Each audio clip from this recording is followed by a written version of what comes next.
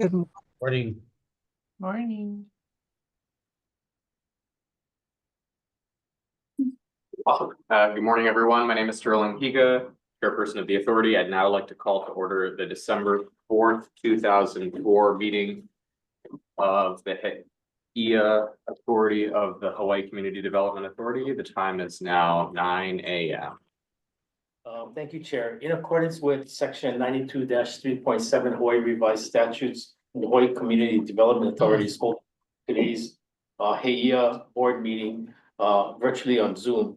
The Zoom link details were included on the meeting agenda. Therefore, members of the public are welcome to join us on Zoom and also at our physical meeting site at the American Brewery Building, 547 Queen Street, second floor boardroom, Honolulu, Hawaii, 96813. The HCD communication staff is hosting this meeting. Once this meeting begins, everyone will be muted for clearer audio. Board members, if you have any concerns or questions, please unmute yourself to speak. It is important that all individuals clearly state their name, pseudonym, or other identifier name each time prior to speaking. If you wish to provide oral testimony and you're attending virtually, please indicate so by clicking the raise hand button found on your Zoom screen. If you are attending in person, you'll be called to the front of the room in the order that you signed up. All testimony will be limited to a maximum of 3 minutes. Your testimony must be related to an item on the agenda.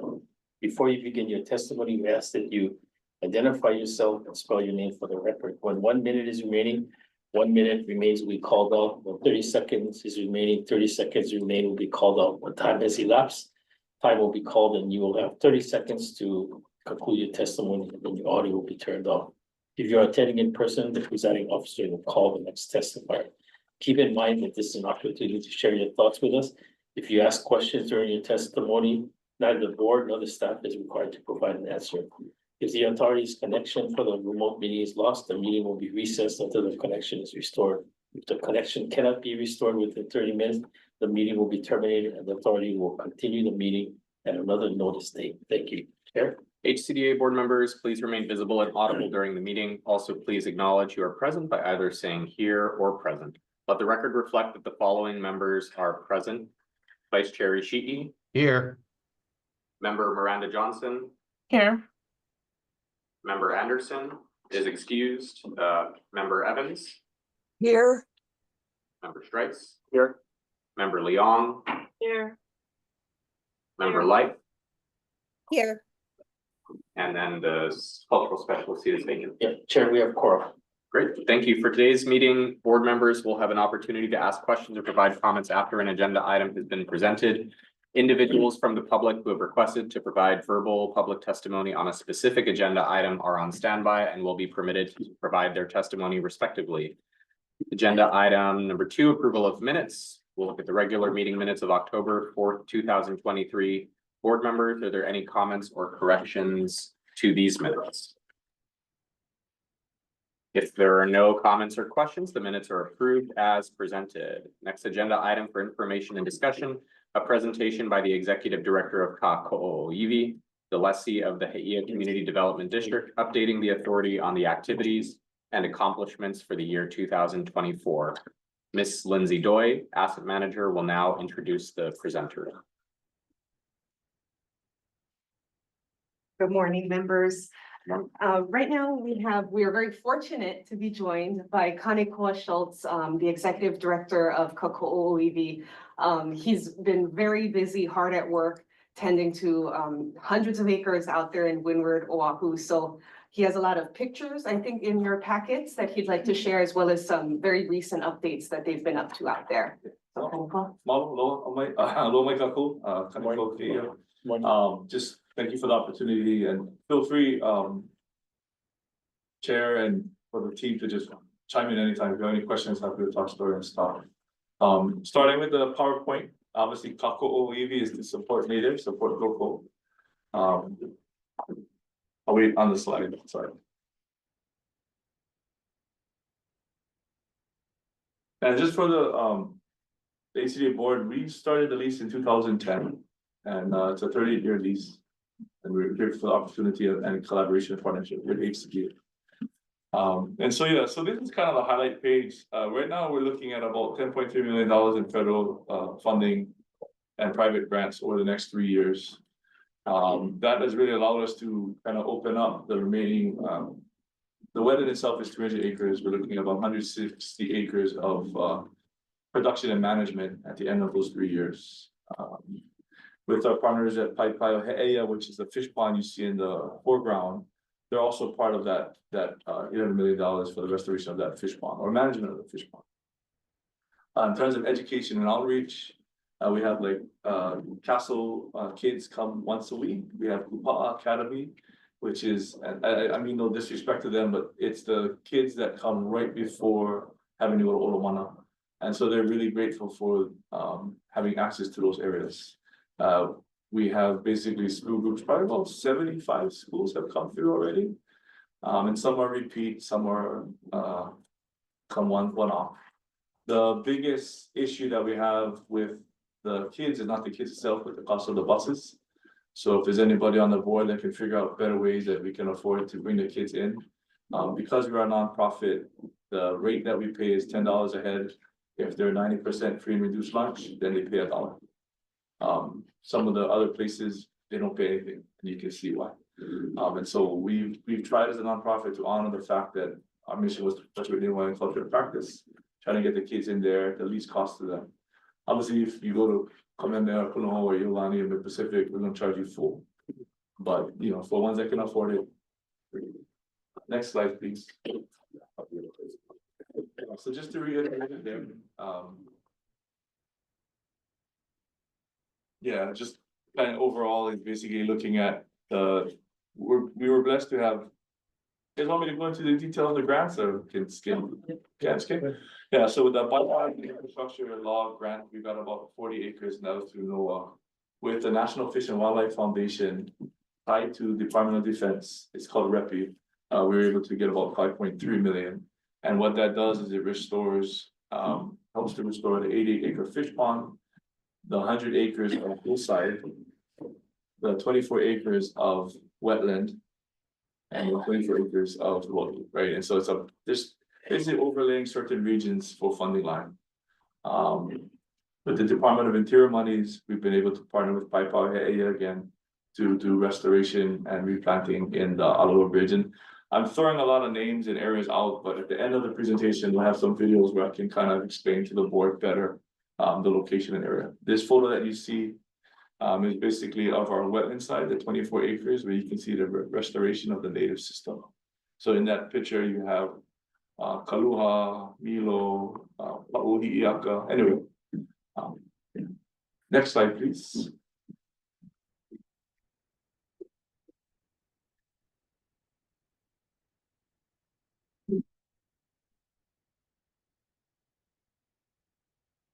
And so, of course, the other part of that is the food production at Kakuiwi.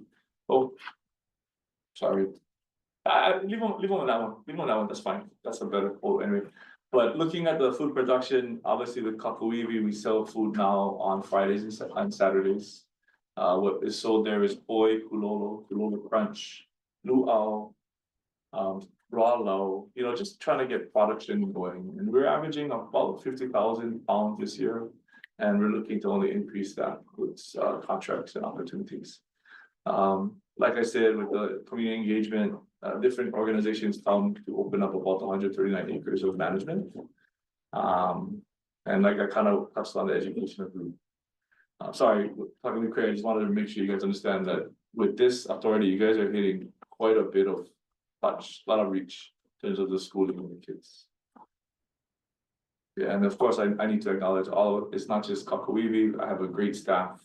The Kolakoi Civic Club, the Kupuna, they've been guiding us from the very beginning. And obviously the National Estuary Research Reserve, Division of Aquatic Resources, the NER, Oahu RC&D is moving in. So it's a team effort.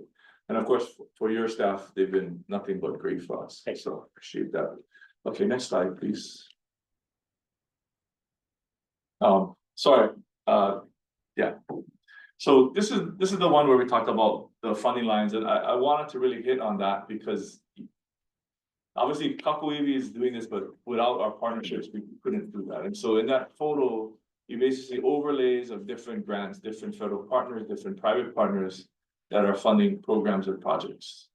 And so don't know if I can do a laser point, but starting by the fish pond, you see that red square and that blue line, and so that's an overlay of a federal earmark in addition to some NIFWIF funding. You can see the white circles in the fence line, and those are fences that have been put in for the management of those areas. Oh, sorry. And then the remaining colors are basically the different federal grants. So you guys are sitting on a 300-acre wetland. We're looking to get at the end of these 3 years about 180 acres in production, which should be about a third of the entire power production in the entire state of Hawaii. So HCDA is sitting on, as a Hawaii community development, a fair amount of food potential. And then of course, from my ecosystem services, the native birds, the ability to impound water, the cultural resources that are being present there, the cultural education and perpetuation that's occurring there is really important. Sorry, next. Any questions though? Okay, next slide, please. Now we're getting more into like photos and kind of outreach. So this is just of the Ohana patches right here. These are the Ohana programs that you see. And so this was a funding program that was started with Commitment Schools and us to just get families onto farming. And so there you see about 25 families with about 25 lois with about 30 to 45 families that come in there. They basically work on the weekends, weekdays. And obviously Kakuiwi has a very good insurance policy for letting families to come in and just farm. But we felt Makahanaka Ike was important, right? And work there's knowledge, having the families farm and grow. Their rule is they just cannot sell. So next, please. Now this is of the upper corridor now. And even this photo is about 2 years old and it's already out of date. But you can see the major production of Kakuiwi. Each of those squares are about 5,000 square feet. And so you can see the vastness of your guys' property actually is quite a bit. I welcome all of the board members to come out to HCDA, to come out to Kakuiwi to see the property. It should speak for itself. Next slide, please.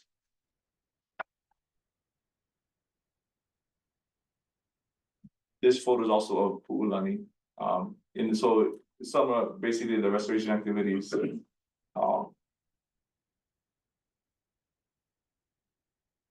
We're looking at native, this one's gonna carry next slide.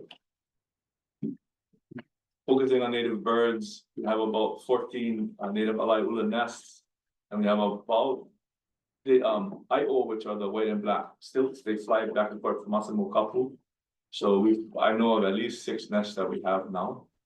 And then the alai'ula, we picked that photo again because there's only about 400 of those left in the world. And so when we're having 30 on our property, that's a significant amount. And alai'ula are important also because they were the keepers of the fire. So Maui had to basically get that mo'olelo from them. Next, please.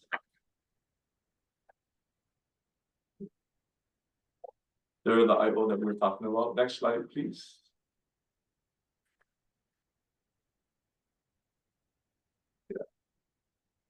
Yeah, next slide. You can just go through that. Yeah, so the other part that we're really interested about is the food production. Like I said, we averaged last year about 50,000, or this year about 50,000 pounds, and it's only growing now. We have about 280 head of sheep, and we're working right now in the process of trying to get that to be processed.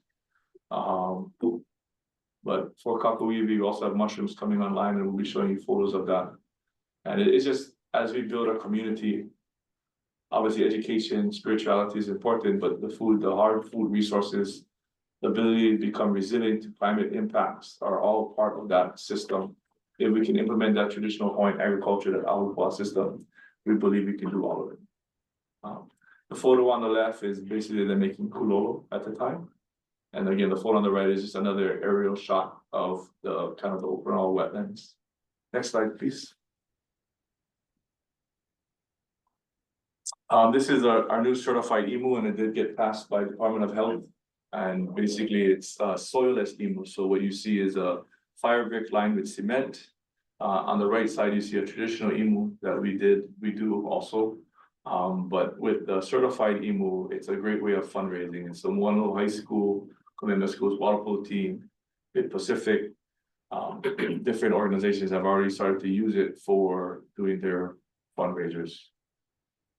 So here you see them lining up the chef pans and then laying the chef pans in that rectangle. And just for cultural knowledge of their staff, if you come to a house and it's a square imu, that usually means somebody's getting cooked. That's what square imus represented.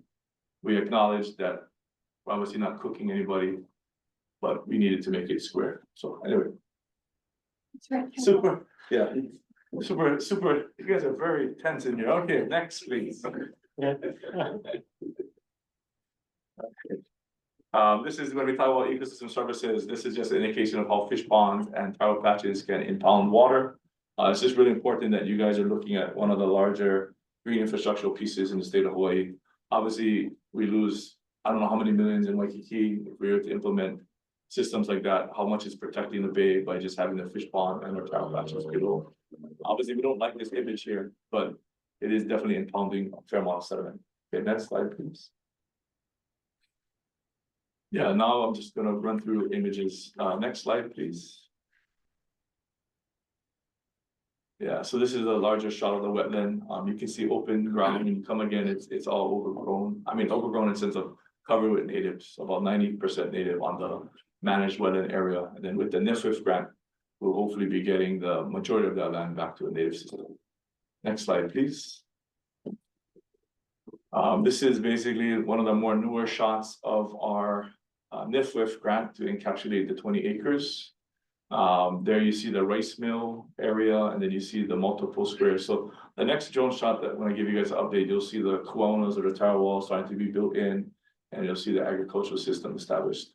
For Kakuiwi, our process is to maintain the old kuauna roads, and then run smaller kuauna in between these lo'is, and then allow the sheep to come through, clear the grass, reveal anything that's in there that's of value, and then start to till and farm.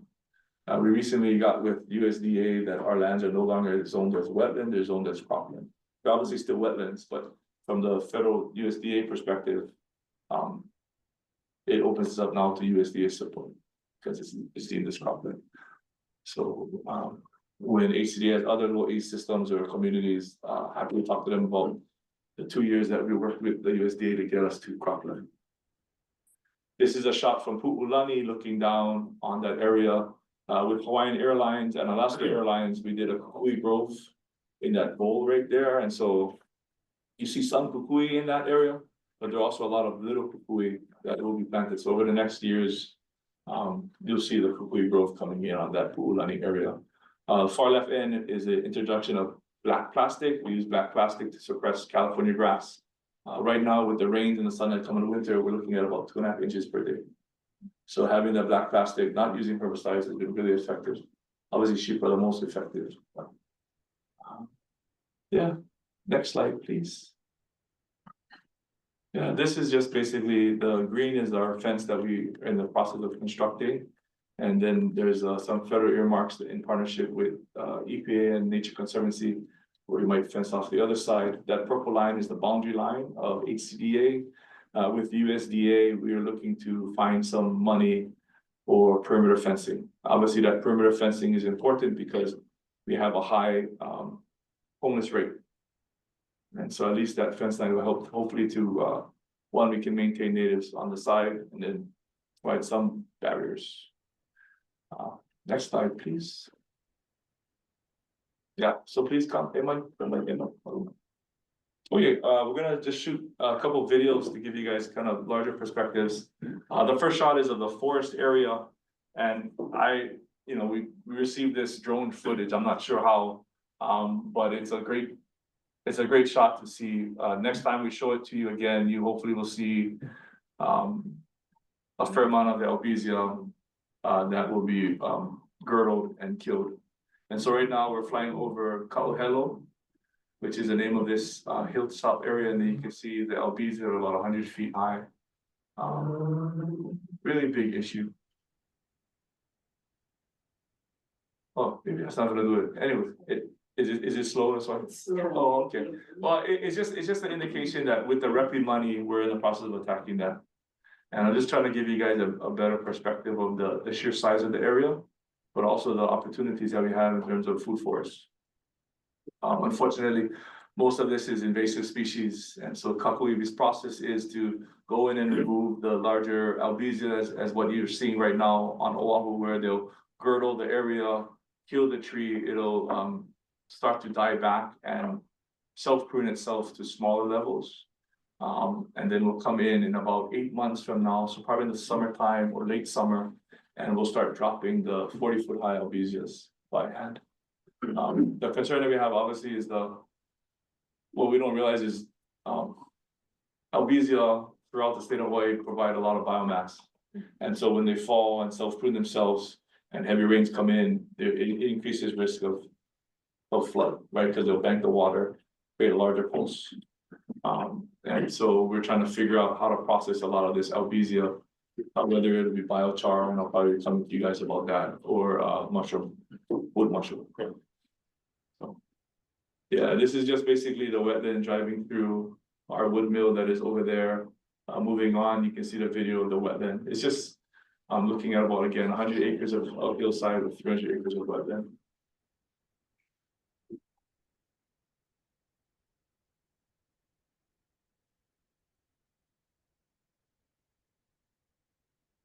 Yeah, so again, I welcome the HCDA board to come and take a look at the property to see kind of what we're doing. This photo that you see in front of us right now was basically the VIO grant. So we're right at the very beginning of that grant. Anyway. Sure, if you guys, I mean, yeah. Yeah, go ahead.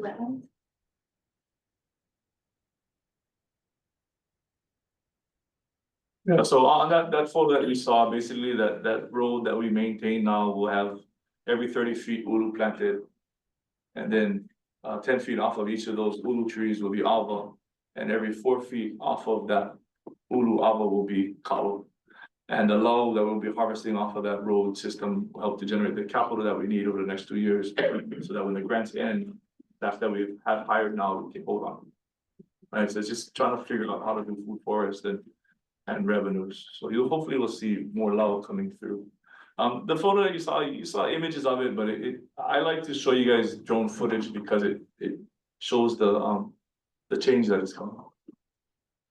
But yeah, We'll try to put it. yeah. Is there any questions or anything from the authority? If you guys have any questions or suggestions and advice, always happy to hear it. Members? Member like? Yeah, aloha kanekua. Mahalo nui for this presentation. I mean, I'm thinking back, I can't believe it's been already a year since you did this. And again, I'm always just so impressed isn't the right word because I don't have the right to be impressed in a field that I am not an expert in, but grateful for the work that you folks are doing. And the map with the boundaries of the different grants is really powerful to me and makes me feel very tired for you.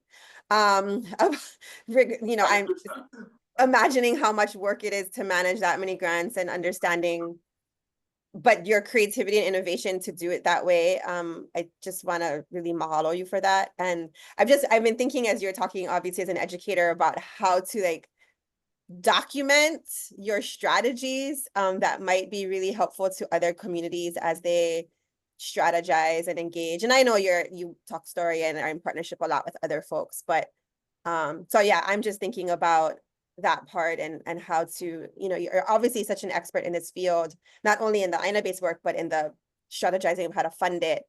That I'd love to like capitalize on how to share that. Anytime, whatever I can do to help. You have contacts too that I don't have, happy to work with whatever community wants to tell story. Absolutely, mahalo. And then of course I would just ask, like, please let us know how we can be helpful to you. Mahalo. Thank you. Thank you. Member Lidstone? Yes, mahalo. Mahalo nui for that great presentation. It's so wonderful to see the Aina being restored in such a responsible manner. And as we know, when Aina's restored, communities are restored and abundance happens. And so especially during this time of makahiki, this is such a topical and appropriate presentation. I've never seen a certified emu. Maybe I've been under a rock. It was so great to see that. I just have a question. Do you know how many certified emu we have in Hawaii? You know, I'm grateful for the state of Hawaii Department of Health. They actually had a whole process to build a certified emu. And so we just followed their process. What catches people is basically the storage unit for the water. And so, you have a 25-gallon tank. To do potable water, you need a 50-gallon tank to catch all of the waste. And the only reason why you need water is really because as the pig obviously can drop oil, and then you gotta be able to clean that out. And that's basically it. Yeah, again, we've been really grateful for the support of different people and different orgs that have just kind of helped us out. Wipeout Foundation explained how they went with their certified emu. And yeah, I mean, our big thing was the need of the fundraising for the kids, yeah, and that's kind of what drove the little pig push. Absolutely. What a great way to fundraise. Much better than standing on the side of the road with a net. Yeah, exactly. so And they're learning culture. Yeah, I hope so. yeah, keep up the good work. Mahalo. Member Leon? Cole, can you tell them how many people you employ? We have. To work? Yep, we have 34 right now, hired, 2 part-time and 32 full-time. So, but again, that wouldn't have been possible without the federal grants, so we really appreciate all of the support of our partners and state grants too. So. Thank you. And Cole doesn't mention, but Kakuiwi is an important part of the community. They come out there and they do, sometimes they get kind of kapila there once a month and so on. So it's great. Thank you. Well, thank you. Christmas parade this Saturday. Okay. Yes, member Sharks. I was just wondering if you've had any discussions with the Hawaii tourism authorities, as part of their pivot towards sustainable tourism and focus on culture and. So we have resources. with HCDA, with Koyo them, Commitment Schools is doing regenerative tourism. And so we're in the process of figuring out the most effective way, obviously, like I mentioned to you, getting the kids to have their buses covered was a big deal. So we very much look at regenerative tourism as an opportunity to fund the educational arm of our programs and stuff. Yeah, that's kind of what I was thinking. With HCDA and looking at, I'm not saying we're putting up yurts, but there should be discussions about workforce housing, opportunities to integrate a little bit more of a long-term sustained system. Integrated system, I guess. But if you have any contacts or people you recommend me, Tommy, we're happy to just get your advice and move forward with that. So, Members, any other comments or questions? Thank you for all your work. a pleasure. Please come on when you guys have time. Thanks, Cole. Appreciate it. We'll move now to public testimony. Do we have any persons pre-signed up for testimony? Do we have any persons present or online who wish to provide testimony? No, Chair. In that case, it's a short agenda. We'll move now to adjournment. Thank you to those who joined us on Zoom or in person, and this concludes our business for this authority for today. The meeting is adjourned. The time is 9:29 a.m.